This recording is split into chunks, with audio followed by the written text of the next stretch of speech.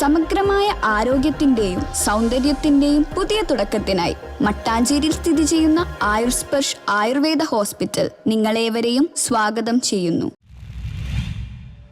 ചൂടിനെ മറികടന്ന് ആശ്വാസം പകരുന്ന ജനകീയ ദാഹപ്പന്തൽ കൊച്ചിയിൽ ശ്രദ്ധേയമാകുന്നു.